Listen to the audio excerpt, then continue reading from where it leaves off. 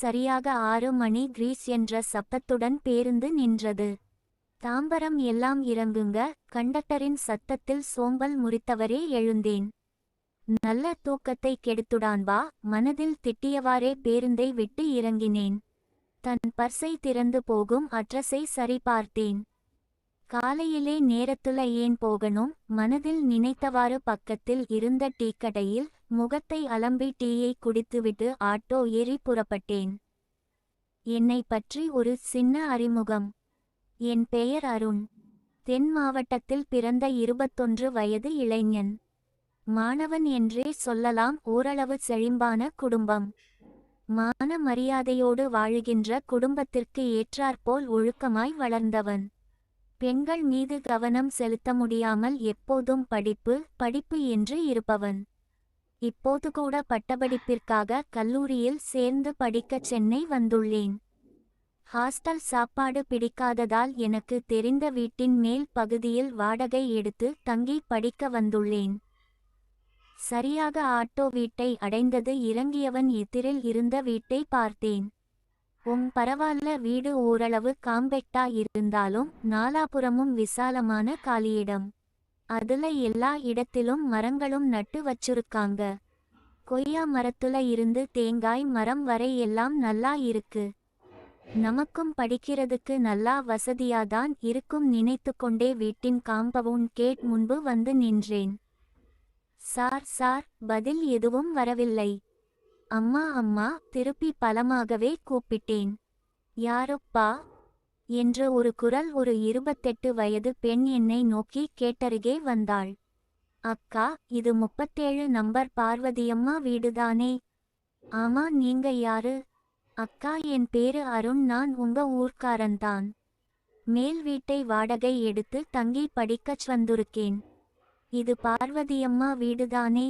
ஆமா, இது அந்த வீடுதான். ஆனால் அப்படியெல்லாம் வாடகைக்கு எதுவும் விடுறதே இல்லையே. இல்ல அக்கா, ஊரிலேயே எங்க மாமா இந்த வீட்டுல தான். மேல போர்ஷன் காலியா இருக்கு, அங்க பேசிட்டேன், நீ அங்க தங்கி படின்னு சொல்லி அனுப்புனாங்க. இல்லிங்களே, அப்படி எதுவும் இங்க காலி இல்லையே. வியப்புடன் அந்த அக்கா கூற எனக்கு திக்கென ஆனது. இல்ல அக்கா, பார்வதியம்மா வீடுதான் சொன்னங்க. நானும் நல்லா கேட்டுட்டு தான் இந்த ஊருக்கு வந்திருக்கேன். எனக்கும் இதை விட்டா வேற இடமும் தெரியாது. 2 பேருமே குழம்பி போனோம். அம்மா அம்மா கேட்டிலிருந்து வீட்டை பார்த்து கூப்பிட ஆரம்பித்தாள் அந்த அக்கா. அக்கானா ரொம்ப வயசு எல்லாம் இல்லை, ஒரு 28 வயசு இருக்கும். பெயர் ரேணுகா. கல்யாணம் ஆகி 4-5 வருஷம் இருக்கும்.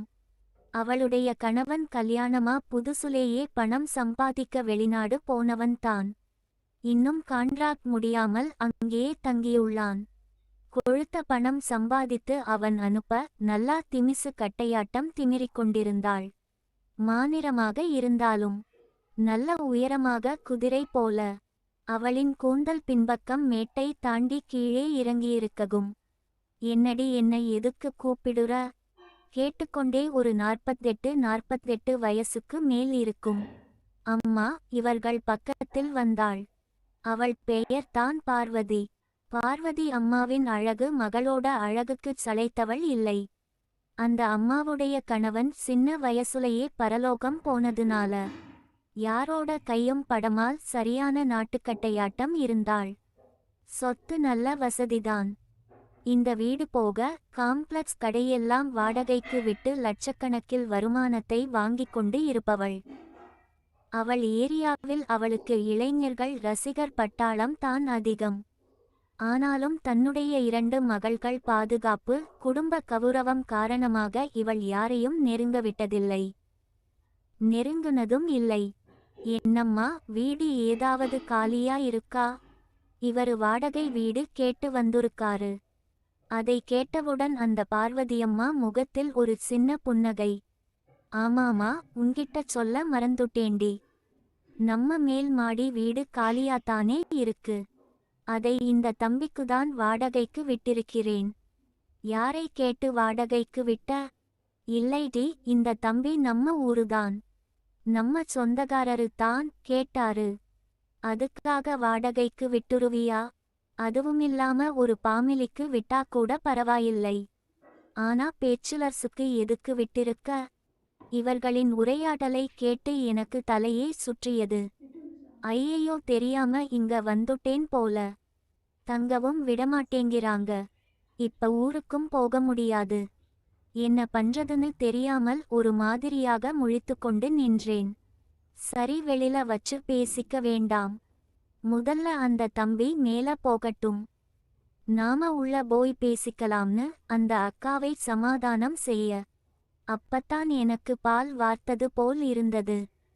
ஒரு வழியாக அந்த ரேணுகாக்கவை அக்காவை சமாதானம் செய்து உள்ளிருந்து யாரையோ கூப்பிட்டாள். ஷாலு ஷாலு, இதோ வர்றேன்மா சொல்லிக்கொண்டே ஒரு பருவ சிட்டு உள்ளிருந்து பறந்து வந்தது. ஷாலு, இந்த அண்ணன் மேல போர்ஷனுக்கு வாடகைக்கு வந்துருக்காரு. சாவி டேபிள்ல இருக்கும் போய் எடுத்துட்டு வந்து மேல் வீட்டை சுத்தி காமிச்சுரு, பார்வதியம்மா சொல்ல அவள் வீட்டிற்குள் சிட்டாய் பறந்து போய் சாவி எடுத்துக்கொண்டு வந்தாள். வாங்கண்ணா, மேல போகலாம் சொல்லிக்கொண்டு போக நான் ஷாலு கொஞ்சம் சலனத்துடனேயே பின்னாலேயே படியேறினேன். ஷாலு பார்வதியின் இரண்டாவது மகள். காலேஜ் முதலாண்டு படிக்கும் வயது பூர்த்தியடைந்த பெண். அவளின் அம்மா அக்காவின் சைச்சுக்கு சம்பந்தமே இல்லாமல் ஒல்லியாக இருப்பாள். நல்ல அழகான முகம், அலைபாயும் கண்கள், கூரிய மூக்கு, சிவந்த உதடுகள். இந்த 3 பேரழகிகளும் இருந்தாலும் எனக்கு எதுவுமே சட்டை செய்ய தோணவில்லை. எனது சிந்தனையெல்லாம் படிப்பு படிப்பு மட்டும் தான் இருந்தது. இல்லைடி, இந்த பையனை விசாரிச்சுட்டு தான் தங்குறதுக்கு விட்டுருக்கேன். பையன் படிக்கிறதுக்கு தானே, பாவம். அதுவுமில்லாம நாம 3 பேரும் லேடிஸா இருக்கோம். ஏதாவது ஒத்தாசைக்கு வெளியே ஏதாவது எடுபிடி வேலை இருந்தாலும் செய்ய சொல்லலாம். அதுக்கு தாண்டி பார்வதியம்மா சொல்ல ஓர் வழியாக ரேணுகா அக்காவின் மனம் சமாதானமானது. சரி, என்னமோ பண்ணு சொல்லிவிட்டு வீட்டுக்குள் செல்ல இவர்கள் பேசியது எல்லாமே எனக்கு நன்றாகவே கேட்டது. அந்த அக்காவை நினைத்தேன். அந்த அம்மா எவ்வளவு பொறுமையா பேசுறாங்க. அந்த அக்கா பஜாரி போல இப்படியா மூஞ்சிலடிச்சா மாதிரியா பேசுறது? நினைத்தவாறே ரூமை திறந்தேன். வீட்டிற்கு தேவையான அனைத்து பொருள்களும் அங்கிருந்தன. வாவ், எவ்வளவு பெருசா இந்த ரூம் இருக்கு. எல்லாமே கட்டில், சோபா எல்லாமே மாடர்னா இருக்கு. நல்ல வசதியாதான் இருக்காங்க போல நினைத்து கொண்டே ஜன்னலை திறந்தேன். 4 புறமும் நல்ல அடர்த்தியான மரங்கள். அந்த மேல் வீட்டுக்கு இருபுறமும் வாசல் கதவு இருந்தது. ஒரு புற வாசல் முன்பக்கம் காம்பவுண்ட் கேட் பக்கம் போகும். மறு வாசல் அது அவர்களின் கீழ் வீடு பின்பக்க பாத்ரூம் கொல்லைப்புற வராண்டாவுக்கு போகும். அவர்களின் குடும்பத்தை பத்தி ஷாலுவிடம் பேச்சு கொடுக்க எனக்கு புரிந்தது.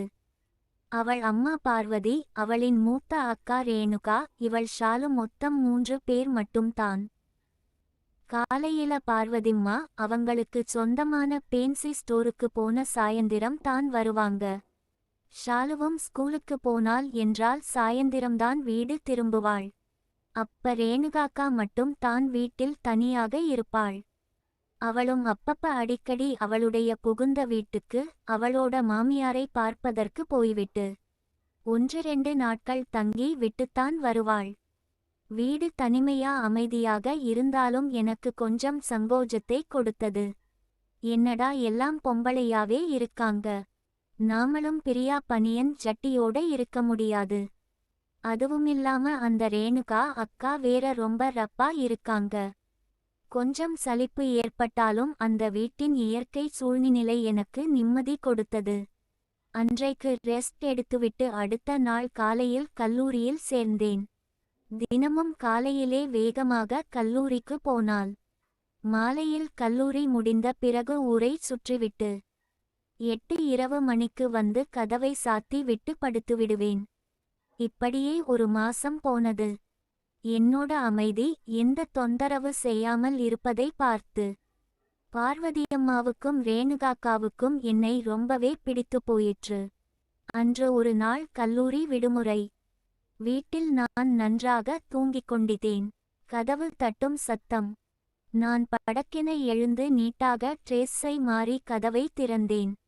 திறந்தால் அந்த பார்வதியம்மா தான் நின்று கொண்டு இருந்தாள். அவரை வரவேற்று சேரில் உட்கார வைத்தேன். வாடகை பாக்கி ஏதாவது இருக்குமோன்னு ஒரு சந்தேகம். அம்மா வாடகையெல்லாம் அனுப்பிச்சுட்டேன்னு சொன்னாரும்மா. அட அதில்லை தம்பி, நீ இங்க வந்து ஒரு மாசத்துக்கு மேல ஆகுது. உன்னை பார்க்கவே அதிசயமா இருக்கு. இன்னைக்கு லீவுதான், நீ மேலதான் இருக்கன்னு என் மகள் ரேணுகா சொன்னா. அதுதான் தம்பி பார்த்துட்டு போலன்னு வந்தேன். எங்கம்மா படிக்கவே நேரம்பத்தலை, காலேஜுக்கு போயிட்டு வரவே நேரம் சரியா இருக்கு. அதுதான் கேட்டேன். ஆமா. சாப்பாட்டுக்கு என்ன பண்ற? துணிமணியெல்லாம் யார் துவைக்குறா? வீடு வேற பெருக்கமா இப்படி தூசியா இருக்கு, விட்டா இன்னும் குப்பை கூளம் ஆயிருமே. கொஞ்சம் ஆதங்கத்துடன் பார்வதியம்மா கேட்க எனக்கு கொஞ்சம் சங்கோஜமானது. இல்லம்மா, ஹோட்டல்ல தான் சாப்பிடுறேன், வேற வழி இல்லை. சமைக்கலாம்னு பார்த்தா நேரம் பத்தாதுன்னு சொல்ல பார்வதியம்மா ஒரு நிமிஷம் யோசித்தாள். சரி தம்பி, ஒன்னு பண்ணு. காலேஜ் லீவு நாள்ல எங்க வீட்டுல சாப்பிட்டுக்கோ, மத்த நாள்ல கடையில சாப்பிட்டுக்கோ. அப்படியே சாவியும் கொடுத்துட்டு போயிரு. டெய்லி நான் இங்க வந்து கூட்டி விட்டுக்குறேன். ஒரே குப்பையும் கூளமுமா இருக்கு சொல்ல.